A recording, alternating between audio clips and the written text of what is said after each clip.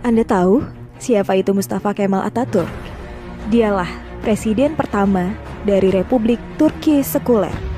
Dialah dalang di balik kacaunya Khilafah Utsmani sampai Khilafah Utsmani harus runtuh pada 3 Maret 1924. Dan ketika Mustafa Kemal Atatürk berkuasa di Turki, dia menjadi diktator pertama dalam dunia Islam.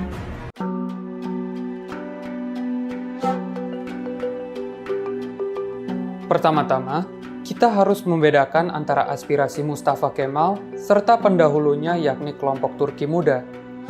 Kelompok Turki Muda di bawah Enver Pasha sangat mendambakan akan kejayaan Kekaisaran Ottoman, sedangkan Mustafa Kemal hanya mengingini kemerdekaan bagi bangsa Turki, khususnya di daerah Anatolia.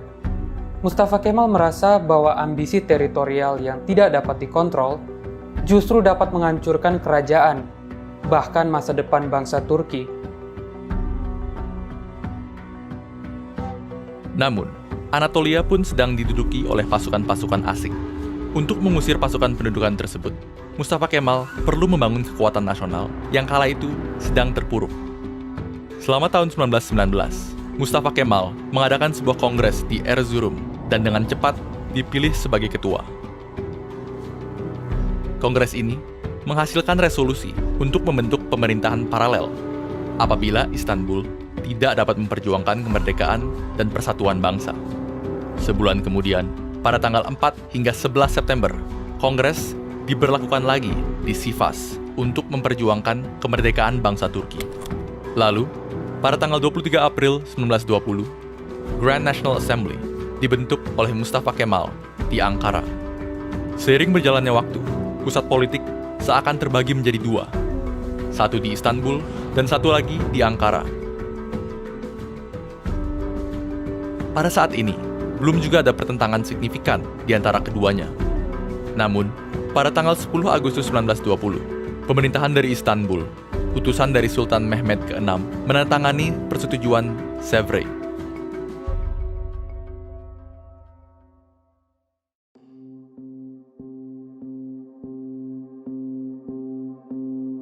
Perjanjian Sèvres dinilai jauh lebih bengis daripada perjanjian-perjanjian sebelumnya. Pasalnya, wilayah Kekaisaran Ottoman akan semakin dipecah belah oleh pasukan pendudukan.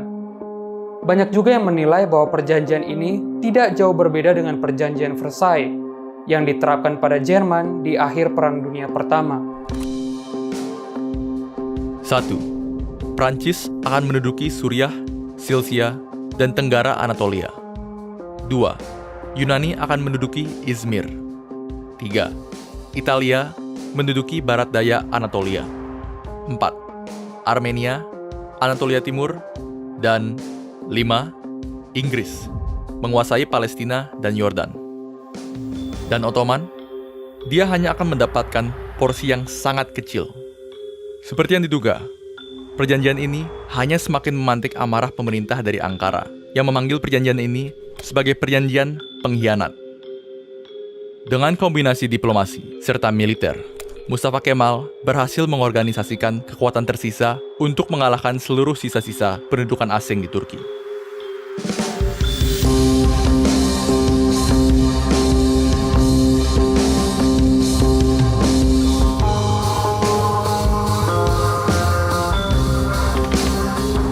Pertama, dia membuat perjanjian dengan Uni Soviet untuk memberikan bantuan persenjataan dan finansial bagi militer Turki.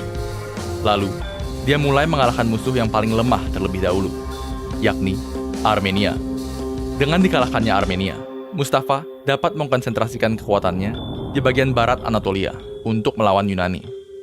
Dalam mempersiapkan pertempurannya dengan Yunani, Mustafa pun mengirim utusan-utusan untuk berdiplomasi dengan Inggris, Prancis, dan Italia. Tujuan dari perundingan ini adalah untuk meyakinkan mereka agar tidak membantu Yunani saat pertempuran itu terjadi. Heroically led, the Turks advance against the invaders. The Greeks are driven back to the Aegean Sea, fleeing before the armies of the man whom the British call the most terrible of all the terrible Turks.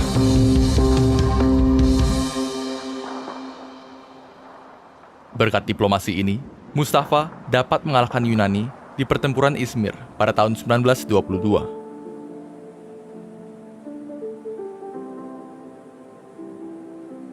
Kemenangan demi kemenangan telah memaksa sekutu untuk berdamai dengan Turki pada persetujuan Lausanne. Kemenangan gemilang ini semakin menaikkan pamor Mustafa Kemal. Bahkan, pada November 1922, ketika dia memusnahkan Kesultanan Ottoman, hampir tidak ada perlawanan signifikan. Pada 29 Oktober 1923, Republik Turki diumumkan oleh Mustafa Kemal sebagai presiden pertama dan İsmet İnönü sebagai Perdana Menteri. Mustafa Kemal adalah seorang yang sangat mengagumi filsafat sekularisme dari Prancis. Maka dari itu, dia melihat bahwa peninggalan budaya-budaya Ottoman di masa lalu hanyalah sebagai hambatan bagi modernisasi Republik Turki.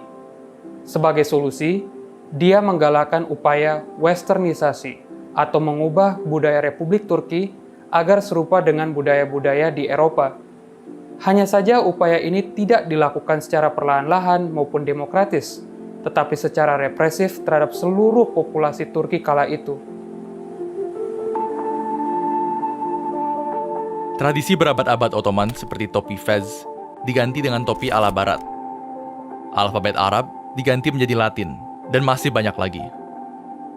Namun, keputusan yang paling besar adalah menghapuskan kekhilafahan Utsmaniyah dari Republik Turki pada tahun 1924.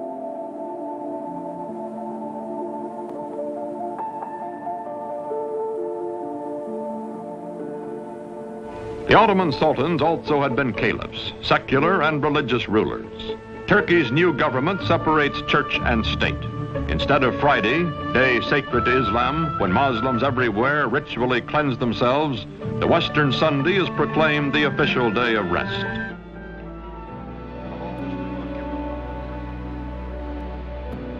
Keputusan ini memicu pemberontakan di tahun 1925 oleh Sheikh Said.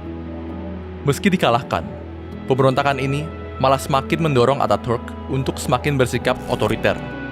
Oposisi diberangus, dan partai politik yang bertentangan dengan pemerintahan dengan cepat dibubarkan setelah semakin populer. Alhasil, partai yang didirikannya, yakni Partai Rakyat, telah menjadi satu-satunya partai yang ada di Turki selama waktu yang lama. Memang, di bawah kepemimpinan Mustafa Kemal, telah banyak perubahan positif yang terjadi bagi Turki. Mulai dari kemerdekaan akan penjajahan, angkatan bersenjata yang dimodernisasi, hingga nilai-nilai positif seperti kesetaraan gender tersebar luas di Turki.